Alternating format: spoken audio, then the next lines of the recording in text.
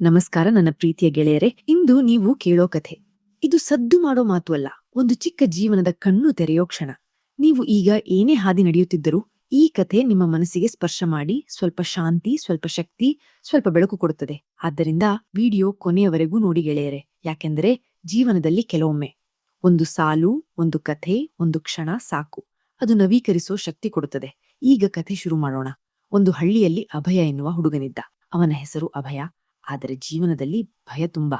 Family problems, ಹಣಕಾಸಿನ ಕಷ್ಟ, ಅಪ್ಪಮ್ಮನ ನಡುವೆ ಜಗಳ, ಇವೆಲ್ಲ ನೋಡಿ ಅವನಿಗೆ ಒಂದೇ ಪ್ರಶ್ನೆ: ನನ್ನ ಜೀವನ ಯಾವಾಗ ಬದಲಾಗುತ್ತದೆ? ಹಳ್ಳಿಯ ಜನರನ್ನು ನೋಡಿದಾಗಲೆಲ್ಲ ಅವನಿಗೆ ವಿಸ್ಮಯವಾಗುತ್ತಿತ್ತು.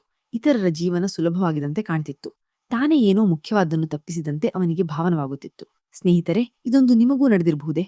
ಜೊತೆಗೆ ಇರುವವರು ಬೇಗ ಹೆಚ್ಚಿಸುತ್ತಾರೆ, ನಮಗೆ ಮಾತ್ರ ಕಾಲುಗಳು ಕಲ್ಲಿನಷ್ಟು ಭಾರವಾಗಿ ಕಾಣುತ್ತವೆ. ಒಂದು ದಿನ ತುಂಬಾ ಬೇಸರಗೊಂಡ ಅಭಯ ಹಳ್ಳಿಯಿಂದ ಹೊರಗಿನ ತೋಟಕ್ಕೆ ಹೋಗಿ ಒಂಟಿಯಾಗಿ ಕುಳಿತುಕೊಂಡ. ಅದೇ ವೇಳೆ ಜೋಳಿಗೆ ಕೈಯಲ್ಲಿ ಹಿಡಿದು ನಿಧಾನವಾಗಿ ನಡೆಯುತ್ತಿದ್ದ ಒಬ್ಬ ವೃದ್ಧರು ಕಾಣಿಸಿಕೊಂಡರು. ಅವರ ಮುಖದಲ್ಲಿ ಸುಮ್ಮನೆ ಒಂದು ನಗು, ಜೀವನ ತುಂಬಾ ಕಷ್ಟವಿಲ್ಲದಂತೆ. ವೃದ್ಧರು ಅಭಯನ ಹತ್ತಿರಕ್ಕೆ ಬಂದು ಕೇಳಿದರು: ಯಾಕೆ ಮಗ, ಕಣ್ಣಲ್ಲಿ ಇಷ್ಟು ಭಾರ? ಅಭಯ ಮೊದಲು ನಗುವ ಪ್ರಯತ್ನ ಮಾಡಿದ, ಆದರೆ ವೃದ್ಧರು ಮತ್ತೆ ಹೇಳಿದರು: ನಿನ್ನ ಸಮಸ್ಯೆ ಏನು ಅನ್ನೋದು ನನಗೆ ಗೊತ್ತಾಗದೇ ಇರಬಹುದು, ಆದರೆ ನಿನ್ನೊಳಗಿನ ಭಾರ ಸ್ಪಷ್ಟವಾಗಿ ಕಾಣುತ್ತಿದೆ. ಆ ಮಾತು ಕೇಳಿದಾಗ ಅಭಯನ ಮನಸ್ಸು ಒಡೆದಂತೆ ಆಯಿತು. ಅವನು ಎಲ್ಲವನ್ನೂ ಹೇಳಿಬಿಟ್ಟ: ಮನೆ ಸಮಸ್ಯೆಗಳು, ಹಣದ ಕೊರತೆ, ಆತ್ಮವಿಶ್ವಾಸ ಕಡಿಮೆ, ಮತ್ತೆ ಆ ಒಂದು ಗಂಭೀರ ಪ್ರಶ್ನೆ: ನನ್ನ ಜೀವನ ಯಾವಾಗ ಬದಲಾಗುತ್ತೆ ಅಜ್ಜ? ವೃದ್ಧರು ನಗುತ್ತಾ ಹೇಳಿದ್ರು: ನಿನಗೆ ಒಂದು ಕತೆ ಹೇಳ್ತೀನಿ, ಕೇಳ್ತೀಯಾ? ಅಭಯ ತಲೆಯಾಡಿಸಿದ. ಒಮ್ಮೆ ಒಬ್ಬ ಮನುಷ್ಯ 2 ಬೀಜಗಳನ್ನು ನೆಟ್ಟ. ಒಂದೊಂದು ಬೀಜ, ಒಂದೊಂದು ಜೀವ. ಮೊದಲ ಬೀಜ ಬೆಳೆಯಲು ಕೆಲವು ದಿನ ಸಾಕಾಯಿತು. ಎಲೆ ಬಂತು, ಚಿಕ್ಕ ಕೊಂಬೆ ಬಂತು. ಮನುಷ್ಯ ಖುಷಿ, ಎಲ್ಲರಿಗೂ ತೋರಿಸ್ತಾ ಹೋದ: ನೋಡಿ, ನನ್ನ ಬೀಜ ಬೆಳೆಯುತ್ತಿದೆ. ಆದರೆ 2ನೇ ಬೀಜ. ವಾರಗಳು ಹೋದರೂ, ತಿಂಗಳುಗಳು ಹೋದರೂ ಏನೂ ಬೆಳವಣಿಗೆ ಕಾಣಲಿಲ್ಲ. ಒಂದು ದಿನ ಮನುಷ್ಯ ಕೆಂಗಣ್ಣಾಗಿ ಹೇಳಿದ: ಇದು ಬರ್ತಿಲ್ಲ, ಇದು ಸತ್ತ ಬೀಜ. ಹೀಗೆಂದು ಅದನ್ನು ತೆಗೆದುಹಾಕಲು ಹೋಗಿದ್ದ. ಆಗ ನೆರೆಮನೆಯ ವೃದ್ಧರು ಓಡಿ ಬಂದು ಕೇಳಿದರು: ಈ ಬೀಜ ಏನು ಗೊತ್ತಾ ನಿನಗೆ? ಮನುಷ್ಯ ಕೇಳಿದ: ಇಲ್ಲ ಅಯ್ಯ. ವೃದ್ಧರು ನಿಶ್ಚಲವಾಗಿ ಹೇಳಿದರು: ಇದು ಬ್ಯಾಂಬು ಬೀಜ. ಇದು 5 ವರ್ಷ ಕೂಡ ನೆಲ ಮೇಲೆ ತೋರಿಸಿಕೊಳ್ಳಲ್ಲ, ಆದರೆ ನೆಲದೊಳಗೆ, ಲೋಕಕ್ಕೆ ಕಾಣದಂತೆ, ಬ್ರಹ್ಮಾಂಡದಷ್ಟು ಬಲವಾದ ಬೇರುಗಳನ್ನು ಕಟ್ಟಿಕೊಳ್ಳುತ್ತದೆ. ಒಮ್ಮೆ ಎತ್ತರಕ್ಕೆ ಬರೋದು ಶುರು ಮಾಡಿದರೆ ಕೆಲವೇ ವಾರಗಳಲ್ಲಿ 60, 80 ಅಡಿ ಎತ್ತರಕ್ಕೆ ಹಾರ್ತದೆ.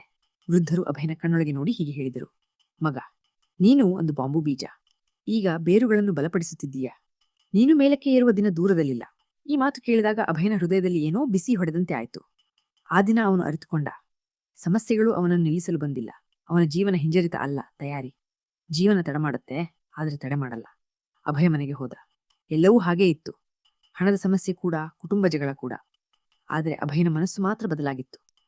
ಅವನು ದೊಡ್ಡ ಉಸಿರೆಳೆದ, ಮನಸ್ಸಿಗೆ ಹೇಳಿಕೊಂಡ: ನಾನು ಬಾಂಬು ಬೀಜ, ನನ್ನ ಸಮಯ ಬಾರ್ತಿದೆ. ಆ ದಿನದ ನಂತರ ಅಭಯ ಸಂಪೂರ್ಣ ಬದಲಾಗಿದ್ದ. ಬೆಳಿಗ್ಗೆ ಬೇಗ ಏಳಲು ಆರಂಭಿಸಿದ, ಅಧ್ಯಯನದಲ್ಲಿ ಮನಸ್ಸು ಕೇಂದ್ರೀಕರಿಸಿದ, ಸಣ್ಣ ಸಣ್ಣ ಕೆಲಸಗಳಲ್ಲಿ ಮನೆಯವರಿಗೆ ಸಹಾಯ ಮಾಡಿದ, ಮನೆ ಮಾತುಗಳಿಗೆ ಕೆಂಗೊಳ್ಳದೆ ಶಾಂತವಾಗಿರಲು ಕಲಿತ, ತನ್ನ ಕನಸುಗಳನ್ನು ಗಂಭೀರವಾಗಿ ತೆಗೆದುಕೊಳ್ಳಲು ಆರಂಭಿಸಿದ. ಜನರು ಅವನಲ್ಲಿ ಆಗುತ್ತಿದ್ದ ಬದಲಾವಣೆಯನ್ನು ಗಮನಿಸಿದರು.